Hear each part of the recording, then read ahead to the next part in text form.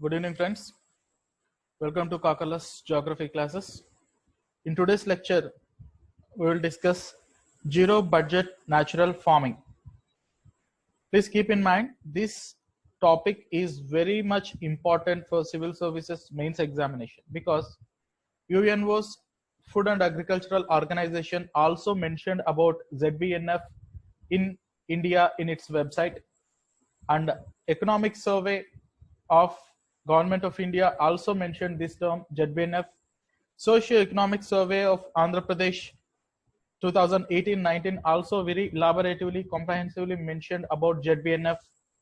And because of the contemporary issues with respect to agricultural production and productivity and various problems related to increased agricultural production and its impact, negative impacts on the environment, this topic is very important.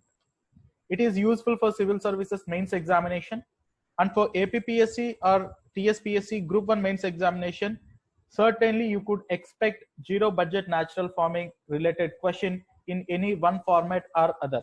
It could be asked in ecology or environment, it could be asked in geography directly, or it could be asked its critical analysis and its implication, its usage, and some of the problems associated with ZBNF in your essay also. ZBNF and its implications, or how ZBNF will be useful for doubling the farmer's income by 2022. These kind of questions, statement-based questions in essay could also be asked. Apart from that, because of some kind of factual information which I am going to discuss in this lecture, this topic is also useful for Group 2, Group 1, Civil Services, preliminary examination also. We'll start the topic. What exactly is zero budget natural farming? In yesterday's, in our last class, where when I was discussing this green revolution, I mentioned various adverse impacts of green revolution. Out of these impacts, it is more propounded on environmental issues, on the grounds of environment, and apart from that, economically also. So green revolution, which spectacularly increased the food grain production in India, at the same time it is having so much of negative consequences on the environment. What are different consequences on environment?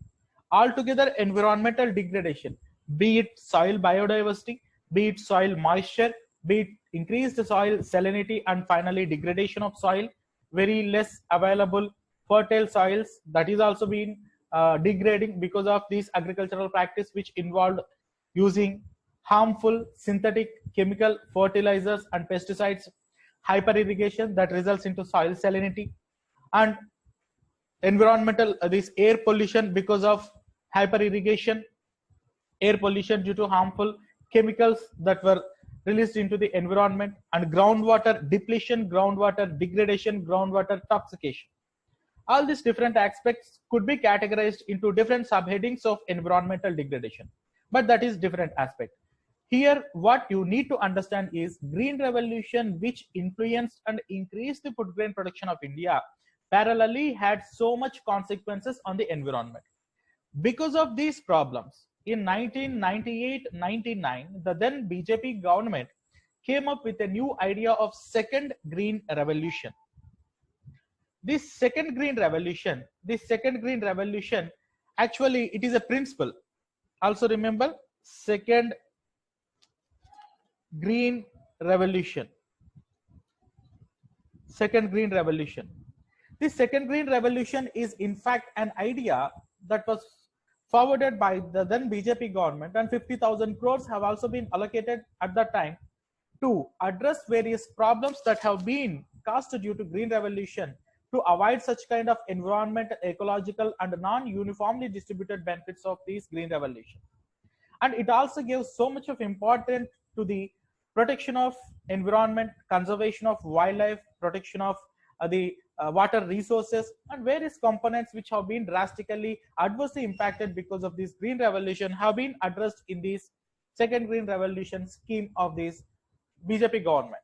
But because of the fall of the government, though the scheme was not influenced, that does not came into implementation as such, The ideas behind such second green revolution have been taken up by different state governments. From then onwards, different state governments have been giving so much of priority to the environment, parallelly giving more focus to increased agricultural production and productivity and all other associated issues with respect to either farmers or infrastructure or its extension services. So what are the exact problems that are caused due to green revolution? We'll briefly discuss here. Soil biodiversity losses. This Living Planet report that is published by Worldwide Fund for Nature.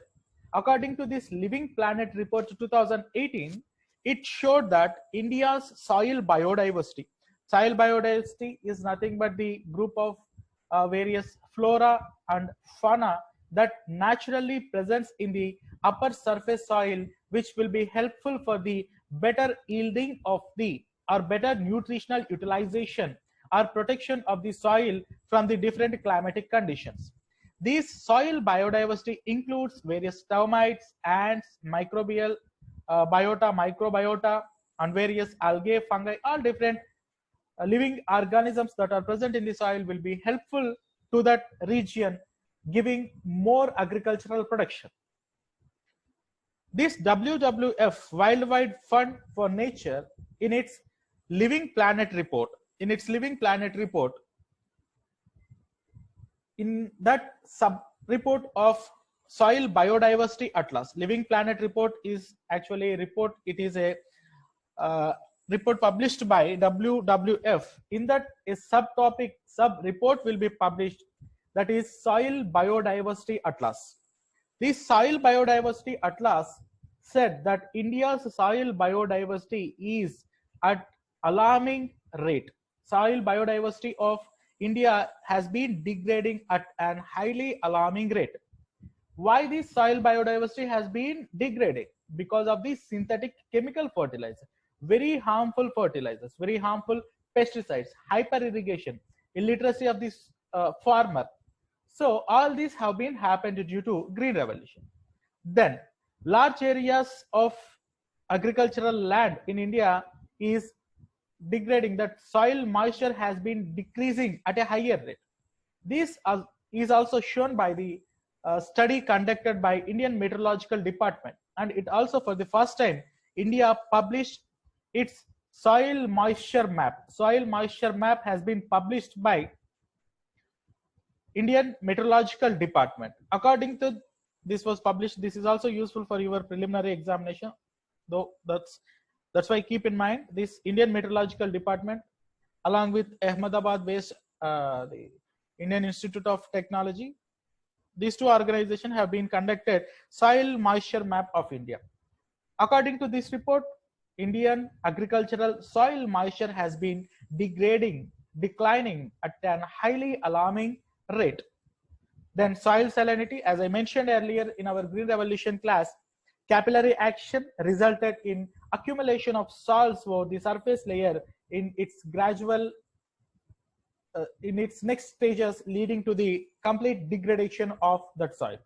Stalled productivity or almost decreased productivity with various chemical fertilizers, synthetic pesticides. All these have been using continuously from a longer period, that results into almost stalling of productivity of agricultural land. In fact, the productivity of agricultural land has been decreasing, though we are using very much synthetic fertilizers, though we are using many genetically modified seeds or high yielding varieties. Of course, to say technically, genetically modified crops are present. We are having this BT cotton only, and genetically modified BT brinjal is currently BT brinjal and BT mustard is currently in use. That is different aspect. So productivity of Indian agricultural lands has been decreasing as an adverse consequence of this green revolution. Then less remunerative agriculture because of its climate vagaries and because of uncertain rainfall, less irrigation, and due to non-affordability of high yielding varieties or costs of agriculture, the farmers final remuneration by practicing this agriculture is negligible or it is in minus category. That results into accumulation of non-performing assets, and that also finally resulting into agricultural or agrarian crisis.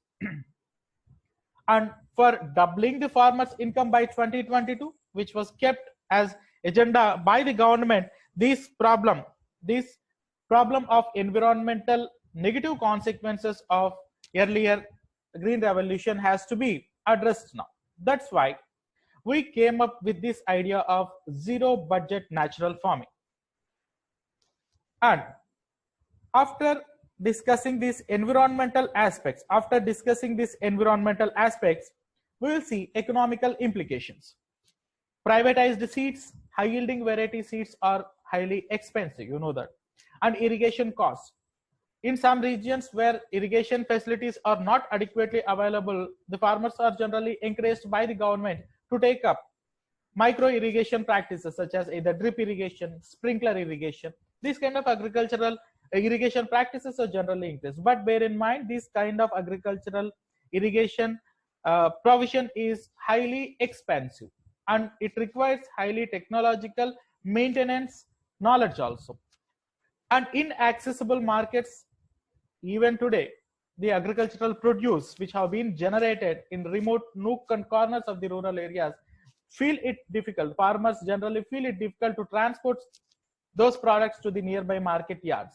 That's why, because of increasing cost of agricultural final output, these farmers are generally tend to sell these products to the middleman. That results into making less money to the farmers, and that also resulting in vicious cycle of poverty.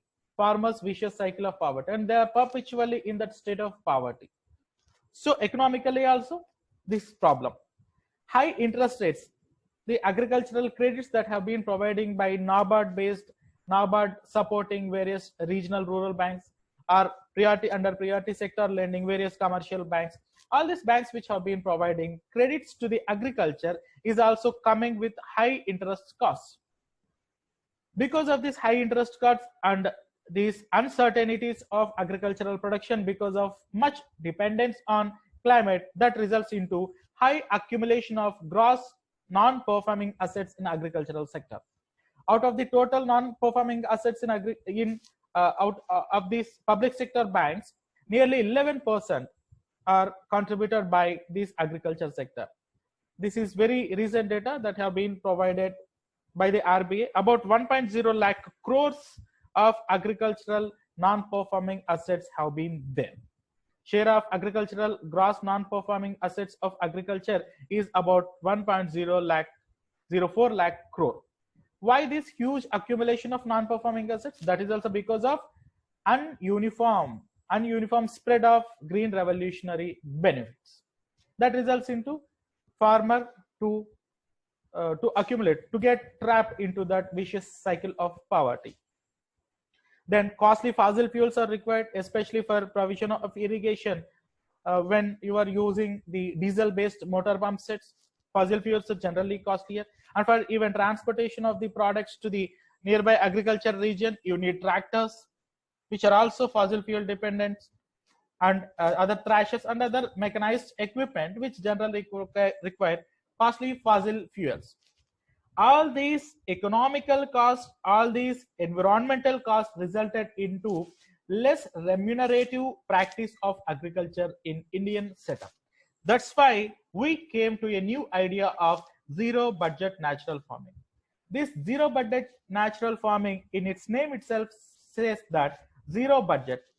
So as far as it is practically difficult without any investment, it is difficult practically. That's why zero here reflects negligible or very less investment in the agriculture. Zero budget in the sense negligible or very less investment in agriculture practice. And a natural farming, instead of using chemical and synthetic fertilizers, which have been doing so much of harm to the environment, we are going to zero budget natural farming. Zero budget for economical related issues, natural farming for environmental related issues. That's why zero budget natural farming is a comprehensive, holistic agricultural practice which tried to address this issue of agriculture, these ecological negative implications and economical implications. So zero budget means without using any kind of, let me use this tool here, it could be easily depicted.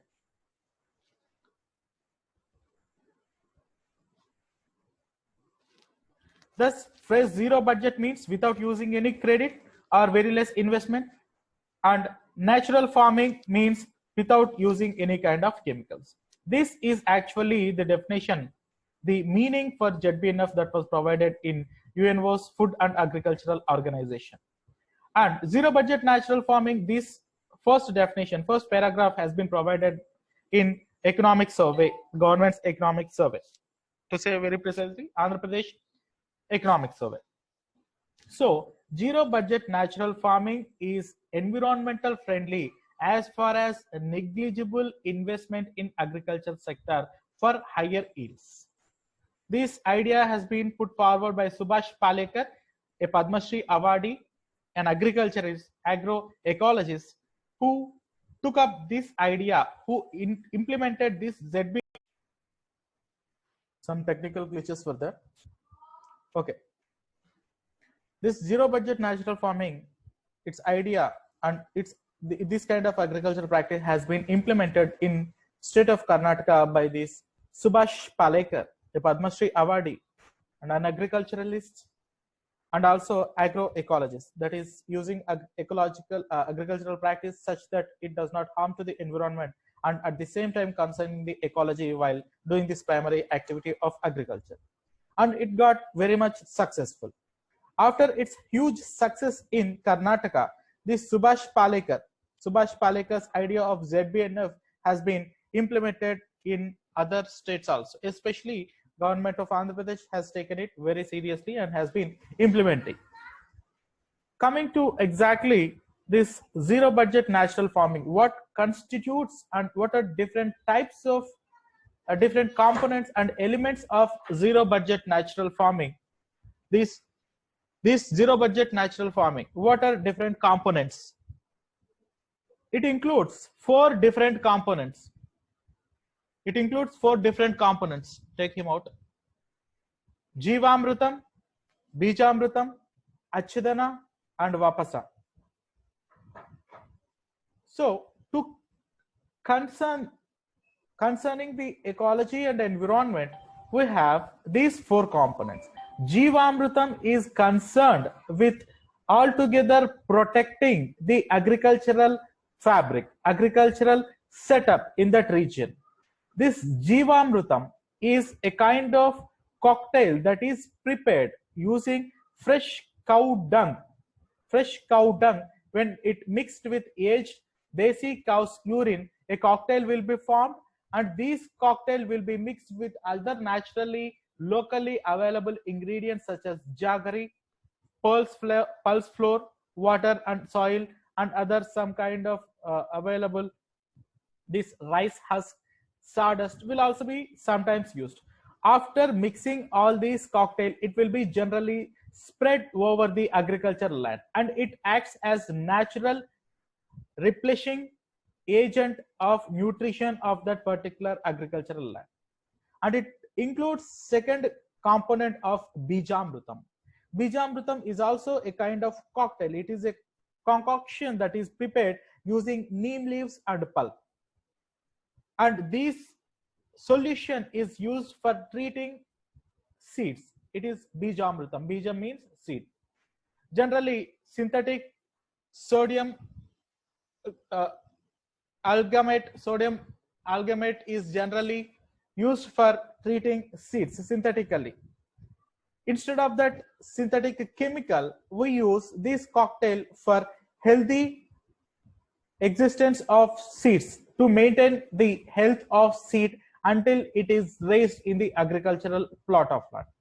And the third component of this ZBNF is Achadana, mulching, that is protecting the surface layer of its agricultural land from the washing away or eroding effect of running water or the moving air. That is, wind erosion protecting the upper surface soil from wind erosion or water erosion by spreading the sawdust or rice husk over the agricultural land so that it acts as defending agent from the harmful and rapid taking away or eroding effects of these agents.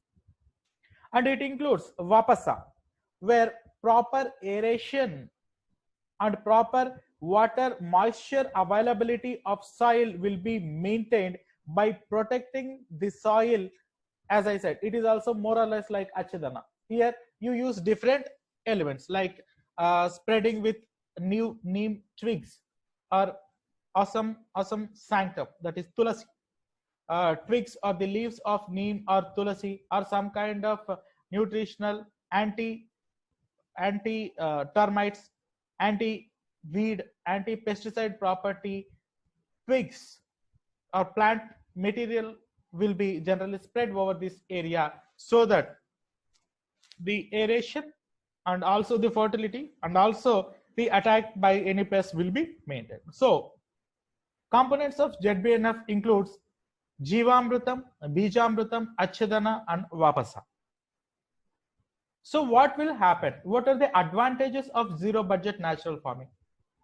When you are using the locally available ingredients for your agriculture, then automatically it drastically reduces the cost of agriculture.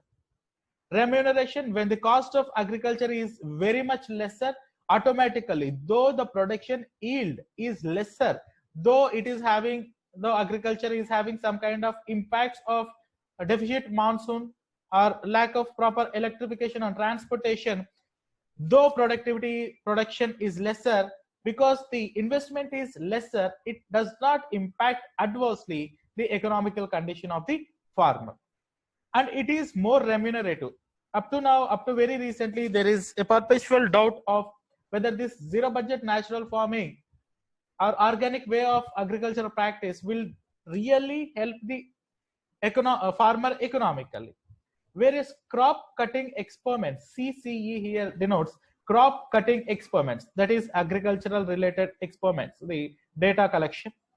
Based on these CCEs, it was shown that about 88% of agricultural lands which have been practicing this ZBNF have shown increased agricultural production so that the agriculture became more remunerative. We'll discuss with the data in subsequent slides here. Optimal utilization of locally available resources, yes, the cow dung, cow urine, or jaggery, neem twigs, or tulasi twigs, and the seed sawdust, whichever we are using in this ZBNF agriculture practice will be locally available. So there won't be any kind of resource crunch.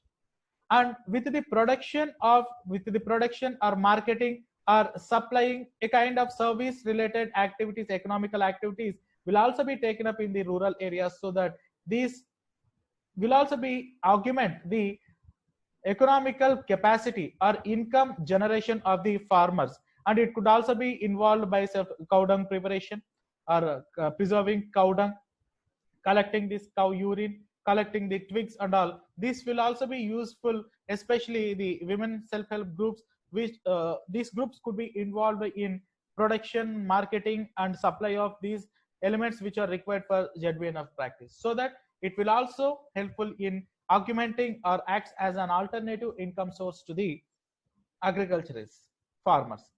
And environmental conservation, no doubt we are not at all using any kind of synthetic fertilizers or pesticides here. So environmentally, that is extremely beneficial and reduces dependence on fertilizers imports. Yes, fertilizer imports causing so much of foreign reserves crunch. Importing of fertilizers is one of the major concern apart from the crude oil and all. Foreign resources could be maintained because our dependency on the fertilizers imports could be reduced.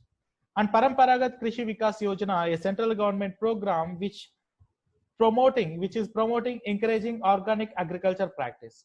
So this scheme, this ZBNF practice will be in par with PKVY. And rural employment, because these kind of other allied agricultural sector and a livelihood maintenance for collecting its cow dung or urine or collecting these twigs. All these, when increased, when engaging other surplus population, surplus unemployed population in rural areas, could also be brought under the employment umbrella. So it also helps in rural employment, so that to an extent, so much of study need to be conducted, but up to present condition, this also creates rural employment, so that burden on urban migration and unplanned urbanization could also be seen as one of the positive impacts of this ZBNF. Some bottlenecks are also there, some problems with respect, because this ZBNF is growing in its tender and infancy stage, and some bottlenecks, especially organic agricultural literacy. Farmers, our agriculturists generally have less agricultural literacy, even with respect to synthetic agriculture practice. When coming to organic way of practice, some kind of literacy is required. That's why government is also promoting, encouraging the farmers to undergo mega training camps have been conducting for inculcating this organic agriculture literacy. Then desi breeds have been either cow or buffalo, whatever the cow dung or urine which have been utilizing in this ZBNF should be collected from the desi cow only. That's why desi breeds have been decreasing because of the competition by the these genetically modified high milch or high meat yielding breeds, because of the harmful competition that has been generated, leading to the less priority and preference to the desi breeds, that also resulting in decreasing their population. Then it is also one of the bottlenecks that has been showing by some advocates. No focus on other existing challenges. Some of the problems of present day agriculture, that is lack of proper infrastructure with respect to storage of agricultural produce, transportation of produce to the market regions, and the transportation routes, mechanized transportation routes, and rural agricultural farm electrification, feeder changing, and provision of certified seeds at the time of sowing and properly during the time of sowing. All these are some of the existing problems which need to be addressed by the government. And marketing and duplicate products and competition by other synthetic products which have been packaged showing that it is also an organic product. That's why marketing other synthetically produced agricultural produce and the duplicate fake products have also been marketing in the agricultural markets, showing that it is organically produced, and that is also leading to the unfair competition between really organically produced crops. And profitability is questioned even now, but profitability of practicing this ZBNF is have been done away with, because after doing many crop cutting experiments by the state government, especially Andhra Pradesh state government, it has been shown that profitability is more in case of ZBNF rather practicing the earlier conventional agricultural practice. Then the topic up to now, the ZBNF up to now which I discussed will be useful for your civil services mains examination, and irrespective of state, irrespective of either Telangana, Karnataka or Andhra Pradesh. So it is general aspect of ZBNF in its totality. Now I am discussing Andhra Pradesh zero budget natural farming, which is useful for APPSC Group 1 mains examination, APPSC Group 2 examination for both prelims and mains of this both Group 1 and Group 2 examination. For implementing, after understanding the much benefits of this zero budget natural farming, in 2015, Agricultural Ministry has been very seriously concerned to implement this ZBNF in Andhra Pradesh. For implementing this ZBNF in Andhra Pradesh, Government of Andhra Pradesh established a non-profit agency, Raitu Sadhikara Samstha.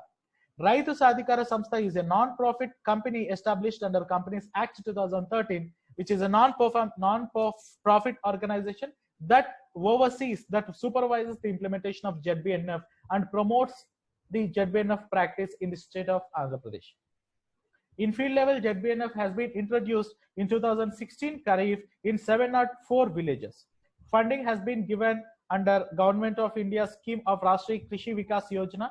Rashtriya Krishi Vikas Yojana (RKVY). Now its name has been changed. It is presently called as RAFTAR. Its acronym has been changed. Remunerative approach for agriculture and elite sector reservation. The main purpose objective of this RAFTAR or earlier Rashtriya Krishi Vikas Yojana is to achieve 4% of agricultural annual growth.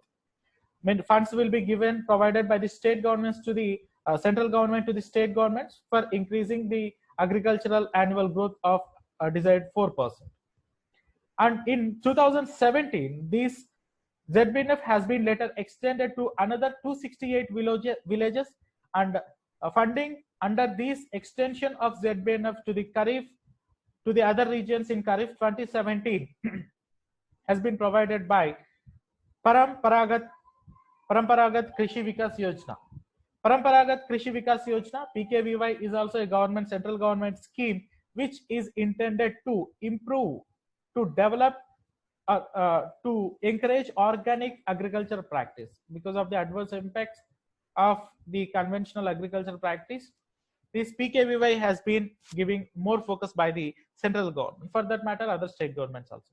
In 2018, it was later extended to 3,015 villages, reaching out to about 5,23,000 farmers in all the 13 districts of Andhra Pradesh. And it is also mentioned in economic survey that it is the largest agroecological program.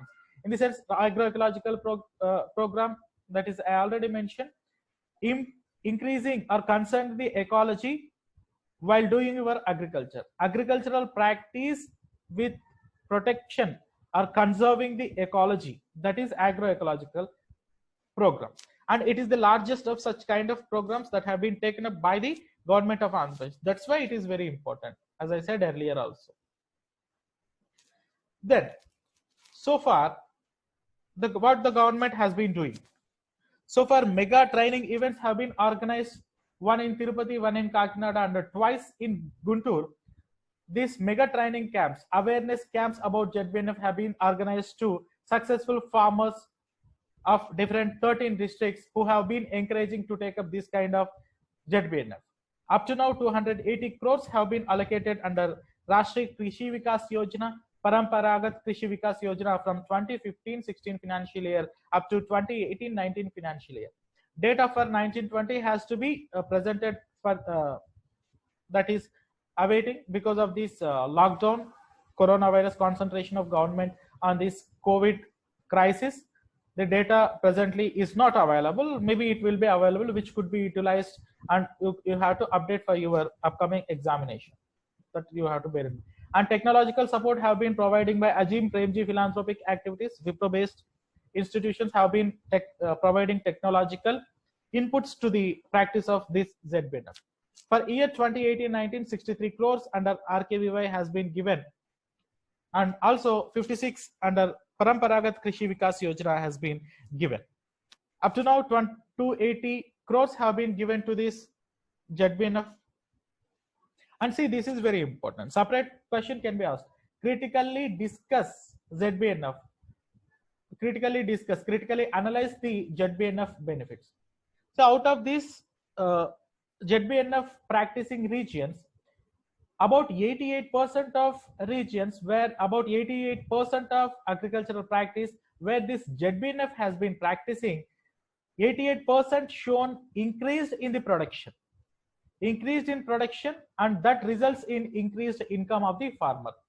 Earlier, there was a perpetual doubt that whether ZBNF really increases the agriculture production and productivity. It was shown 88% of cases ZBNF is increasing the agricultural production. When it is increasing agricultural production, 88% of farmers who have been practicing this ZBNF have received more income compared to his traditional way of agriculture. And 10% of people in 10% of farming community of this ZBNF does not have higher productivity, higher production. ZBNF does not increase their production, but their income has been increased because today we are having so much of priority, so much of preference to the organically produced crops because of the awareness, because of the health awareness. We are mostly concentrating, we are going our food habits are preferring to organically produced crops. That's why, because of more demand to these organically produced crops, this due to that high prices, and that results into increased income, though production is lesser. In only 2% of cases, it neither showed improvement in the production nor the income of the farmer has been increased. Very negligibly, only in 2% of cases, the net income is also not increased and net production is also not increased. That is very negligible. This is what the critical analysis based on the crop cutting experiments out of 1088 crop cutting experiments by government of Andhra Pradesh. It was shown that it is highly successful in 88% of cases. It is beneficial both by increasing the production and increasing the income. In 10% of cases, though the production is not increasing, income has been increasing. Only in negligible 2% of cases, not the production, neither the production nor the income of the farmer has been increased. So what are the plans that was provided in economic survey? It was intended to extend this ZBNF to another 10 lakh farmers by financial year 2020 by Rashtriya this Raitu Sadhikara Samstha, and it is also intended to extend to 80 lakh hectares by 2024, and to cover the gram panchayats, almost all the gram panchayats, 6034 gram panchayats, and to extend to all available 664 mandals in the state of Andhra Pradesh, to involve 250,000 women self-help groups, and to create at least one employment out of 20 youth, one employment in every gram panchayat. These are the plans that were proposed with respect to zero budget natural farming in the state of Andhra Pradesh. This is zero budget natural farming in its totality, and also with respect to India and Andhra Pradesh. India general issue, and Andhra Pradesh economical survey, and with this data also. So these questions could be possibly asked in civil services mains examination, APPSC group 1 examination, Karnataka's administrative services examination, mains examination, and even in Karnataka group 1 examination in geography optional also, this question could be expected because it is first successful in Karnataka. That's why zero budget natural farming could be asked separately as an individual question in geography optional of Karnataka administrative services. And of course, Telangana, this question could be asked in Telangana Commission Group 1 also. Is ZBNF is sustainable alternative? Critical analysis, that is, yes, it is sustainable because it is increasing the production and income. Critically analyze ZBNF based on the data. You have to analyze the question. That is last 2 or 3 slides. Keep on revising. Watch this video 2 or 3 times so that it will directly go into your mind. Automatically, you could put the data in the answer. And this common simplified question, discuss the role of organic farming, and it is essay-based question. Organic farming, how can organic farming contribute to doubling of farmers' income? This question also we asked. Hope this will be very much useful to you, dear aspirants.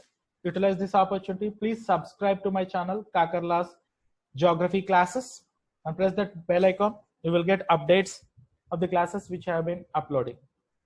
Good luck. Prepare well. Thank you.